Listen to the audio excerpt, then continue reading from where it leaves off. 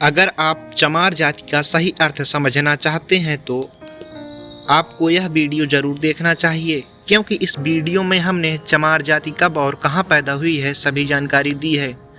चमार जाति, जिसको कई राजनीतिक पार्टियां, राजनीतिक लोग और हमारे समाज के ही कुछ लोग अछूत कहते हैं, दलित कहते हैं, और यह सब उनका कहना किस उद्देश्य से है यह सबको पता है। यह ऐसे लोग हैं जो नहीं चाहते हैं कि हिंदू समाज एक साथ मिलजुल कर रहे, या ऐसे लोग जो चाहते हैं यह सब आपस में हमेशा से ही लड़ते रहें। आखिर यह विधर्मी लोग कौन हैं, इनके बारे में तो आप सभी को अच्छे से पता होगा, लेकिन मित्रों, क्या चमार जाति के असली इतिहास से हम लोग अपरिचित हैं? क्या चमार जाति का यही इतिहास है कि उन्हें अछूत माना जाता था? आखिर चमार जाति का उदय कहाँ से हुआ? आखिर चमार जाति के इतिहास से जुड़ा वह किस्सा क्या है जिसे मुस्लिम वर्ग छिपा कर रखना चाहता है? इस्लामी शासन से जुड़ा और चमार जाति से संबंधित कौन सा है वह इतिहास जिससे आज भी हमारे समाज का एक बड़ा हिस्सा अपरिचित है? आज हम जानेंगे कि आखिर चमार जाति का उदय कहाँ से हुआ, आखिर चमार जाति का असली इतिहास क्या है, क्या चमार जाति के असली इतिहास से हम लोग परिचित हैं? आखिर चमार जाति का समाज में वह योगदान क्या है जिसके कारण आज हमें बड़े गौरव से इन लोगों का सम्मान करना चाहिए, लेकिन असली इतिहास से हम परिचित ही नहीं? शायद इसमें हमारी गलती नहीं है। हमारे देश का एजुकेशन सिस्टम ही ऐसा है कि हमें जो चीज़ें जाननी होती हैं वह चीज़ पता ही नहीं चलती, और सोशल मीडिया पर भी ऐसे लोग कम ही हैं जो इन मुद्दों पर अपनी बात रख सकें, क्योंकि जाति यह आपस में लड़ती रहे, हिंदू समाज बिखरा रहे, यही तो विधर्मियों का उद्देश्य है। और यह लोग नहीं चाहते हैं कि असली इतिहास आपके सामने आए।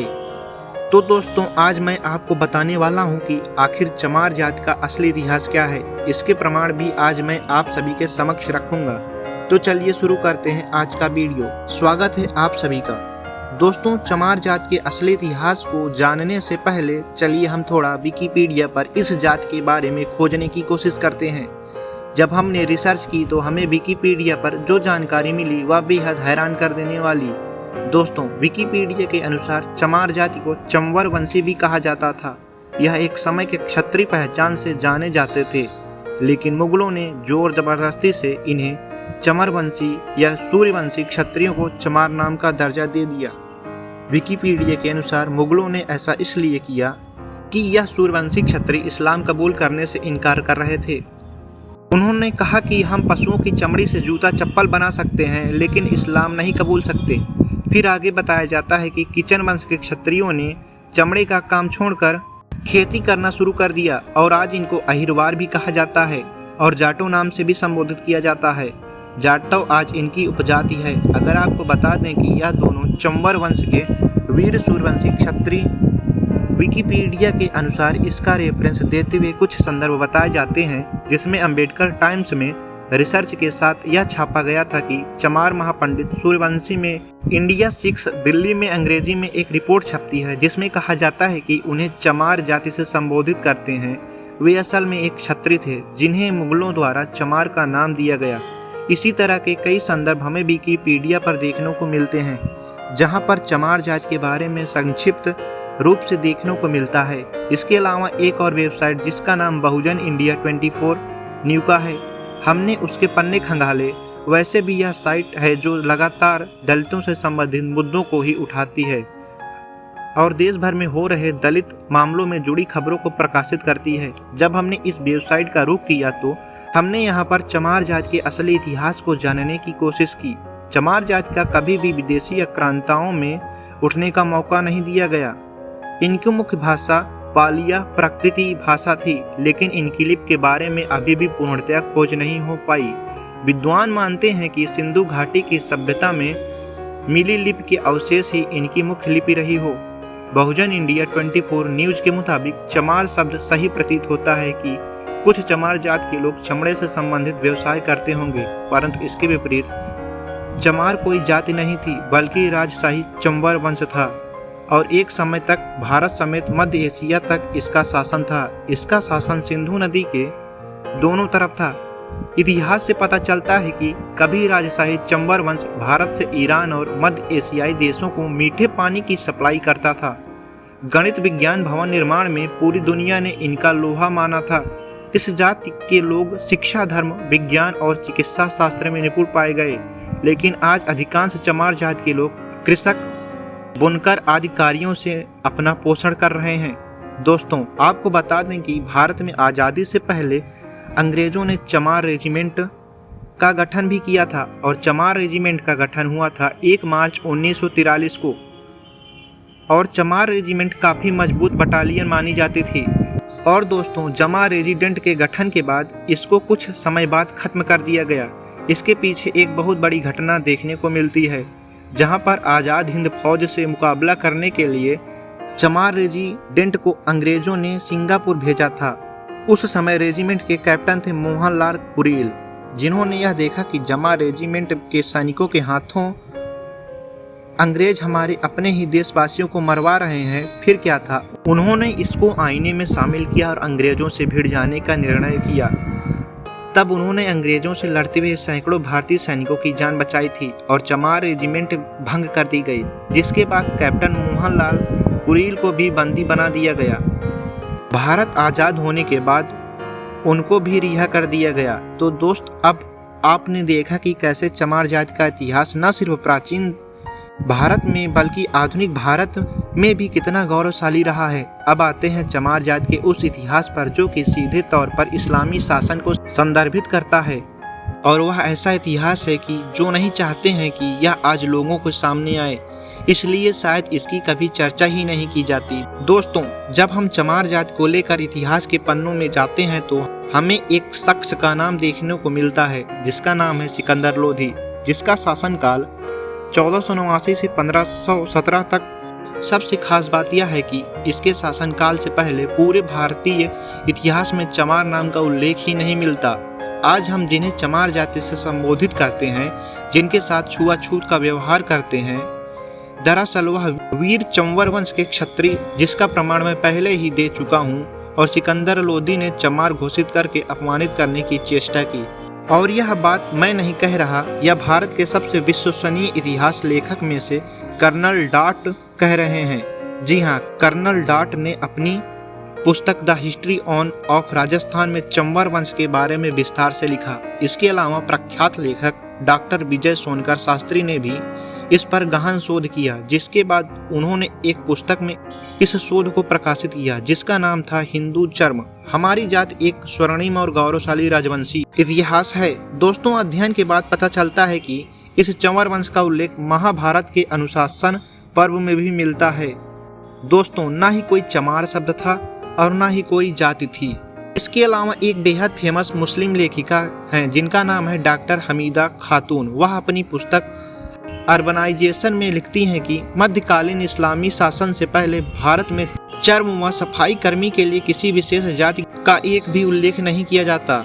हिंदू चमड़े को निश्चित मानते थे, ही यह समझते थे, लेकिन भारत में मुस्लिम शासकों के आने के बाद इसके उत्पादन के भारित प्रयास किए गए। अगर आप सोचिए कि जब चमार जाति को हिंदू ही कहा जाता था और प्रत्येक हिंदू, फिर चाहे वह किसी भी जाति का क्यों न हो, उसे चमड़े से आज भी घृणा करता है। और हमारे तमाम दलित भाई ऐसे हैं जो पूजा पाठ भी करते हैं। अब जरा सोचिए, जो लोग पूजा पाठ करते थे, जो हिंदू धर्म में आस्था रखते थे, आखिर वह चमड़े का काम कैसे कर सकते हैं। भारत में मुस्लिम शासकों के आने से पहले भारत में किसी भी प्रकार के चमड़े का काम नहीं किया जाता था, लेकिन जैसे ही मुस्लिम साथ साथ आते हैं, तब इसके उत्पादन के भारी प्रयास शुरू कर दिए जाते हैं और यह काम दे दिया जाता है चमारों को। लेकिन कैसे, चलिए अभी जानते हैं। दोस्तों, आक्रमणकारियों के काल में चमन राजवंश का शासन भारत के पश्चिमी भाग में था और इसके प्रतापी राजा थे चंवर सिंह। इस क्षत्रिय वंश के राज परिवार का वैवाहिक संबंध था बप्पा रावल वंश के साथ। राणा सांगा व उसकी पत्नी जाली रानी ने जमुवान से संबंध रखने वाले संत रविदास जी को अपना गुरु बनाया था और उनको मेवाड़ के राजा गुरु की उपाधि दी थी और उनसे चित्तौड़ के किले में रहने की भी प्रार्थना की थी। तमाम ऐतिहासिक दस्तावेजों में इसका जिक्र मिलता है, जिसमें संत रविदास के चित्तौड़ किले में कई महीने रहने का उल्लेख मिलता है और वहां पर उनके महान व्यक्तित्व एवं उपदेशों से प्रभावित होकर बड़ी संख्या में लोगों ने अपना गुरु मानना शुरू कर दिया और तमाम लोग उनके अनुयायी हो गए। और इसी का परिणाम है कि आज भी विशेषकर पश्चिमी भारत में जहाँ संत रविदास जी थे, बड़ी संख्या में आज भी रविदास ही पाए जाते हैं। आज भी राजस्थान में अगर आप चमार जाति के व्यवहार को देखते हैं तो वह बिल्कुल राजपूतों जैसा ही है, और औरतें लंबा घूंघट रखती हैं और आदमी ज़्यादातर मूछें और पगड़ी रखते हैं। संत रविदास की इतनी प्रसिद्धि बढ़ने लगी कि इस्लामिक शासन घबरा गया। सिकंदर लोधी ने मुल्ला साधना फकीर को संत रविदास को मुसलमान बनाने के लिए फेंक। सिकंदर लोधी जानता था कि यदि रविदास इस्लाम स्वीकार कर लेते हैं तो भारत में बहुत बड़ी संख्या में इस्लाम मतावलंबी हो जाएंगे, लेकिन उसकी सोच धरी की धरी रह गई। स्वयं मुल्ला सतना फकीर व संत रविदास को मुसलमान बनाने के लिए गया था। वह खुद सस्ता रथ में पराजित हो गया और कोई उत्तर नहीं दे पाया, और संत रविदास से उनकी भक्ति से प्रभावित होकर अपना नाम उसने रामदास रख लिया और स्वयं हिंदू बन गया। अब दोनों संत मिलकर हिंदू धर्म के प्रचार में लग गए, जिसके फलस्वरूप सिकंदर लोधी ने आग बबूला हो गया। उसने संत रविदास को कैद कर लिया और उनके अनुयायियों को उसने चमार और चंडाल घोषित कर दिया, और उसके बाद बंदी बनाकर उनसे कारावास में खाल और चमड़ा पीटने, जूती बनाने इत्यादि निम्न काम करवाए। सिकंदर लोधी की शर्त थी या तो इस्लाम स्वीकार कर लो या फिर ऐसे काम करो, लेकिन उन्होंने कहा कि वेद धर्म सबसे बड़ा अनुपम सच्चा ज्ञान, फिर मैं क्यों छोड़ूं, इसे पढ़ लूं, झुंड कुरान वेद धर्म छोड़ूं नहीं, कोशिश करो, 1000 तिल काटो, चाही गो अंग कटा। संत रविदास पर हो रहे अत्याचारों के प्रति उत्तर में चंबर वंश के क्षत्रियों ने दिल्ली को घेर लिया। इससे भयभीत होकर सिकंदर लोधी ने संत रविदास को छोड़ दिया।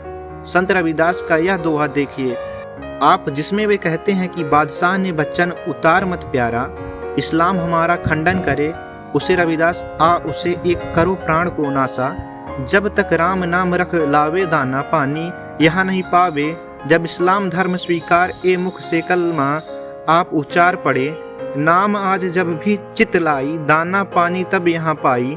जिसमें संत रविदास जी कह रहे हैं कि बादशाह ने कहा कि उसे उसका इस्लाम धर्म प्यारा, और संत रविदास जब तक इस्लाम धर्म को स्वीकार नहीं करता तब तक इसे रखो, भले ही इनकी मृत्यु हो जाए, जब तक यह इस्लाम को नहीं स्वीकारते, अपने मुंह से कलमा नहीं पढ़ते, तब तक इसको खाना पानी न दिया जाए। लेकिन समस्या तो यह है कि हमने और आपने कभी भी संत रविदास को अच्छे से पढ़ा ही नहीं। हमने उतना ही पढ़ा जितना हमें आवश्यकता है, और अपना एजेंडा चलाने के लिए, फिर चाहे वह हिंदू हो या फिर अपने दलित भाई ही क्यों ना हो, अगर हम संत रविदास जी के दोहों को अच्छे से पढ़ते हैं तो उसमें साफ साफ समय के समाज का चित्रण है, जो बादशाह सिकंदर लोधी की अत्याचार, इस्लाम में जबरदस्ती धर्मांतरण और इसका विरोध करने वाले हिंदू ब्राह्मणों व क्षत्रियों का निम्न कर्म में धकेलने की और संकेत करता है। जो अंश के वीर क्षत्रिय हैं जिन्हें सिकंदर लोधी ने चमार बनाया, और हमारे और आपके हिंदू पुरखों ने उन्हें अछूत बनाकर इस्लामी बर्बरता का हाथ और मजबूत किया। हमारा भी दोष इसमें बराबर का है। लेकिन देखिए, इस समाज ने पद दलित और असम्मानित होना तो स्वीकार किया, लेकिन विधर्मी होना स्वीकार नहीं किया, और आज भी इस समाज के हिंदू धर्म का आधार बनकर खड़ा हुआ नमन है। ऐसी जाति को तो दोस्तों क्या सोचना है। आप चमार जाति के इतिहास के बारे में कमेंट करके ज़रूर बताएं। दोस्तों, आज की वीडियो में बस इतना ही। चैनल पर मैं सिर्फ हिंदू, मुस्लिम, ब्राह्मण, चमार सभी की वीडियो लाता रहता हूं, तो अगर आपको मेरी वीडियो पसंद आए या चमार जाति का इतिहास पसंद आया हो, तो चमार जाति के लोग हों या हिंदू समाज जाति के लोग हों, हमारे चैनल को ज़रूर सब्सक्राइब करें, ताकि ऐसी छोटी छोटी वीडियो आपको मिलती रहे, जिससे समाज में हो रहे मतभेद को आप समझ सकें।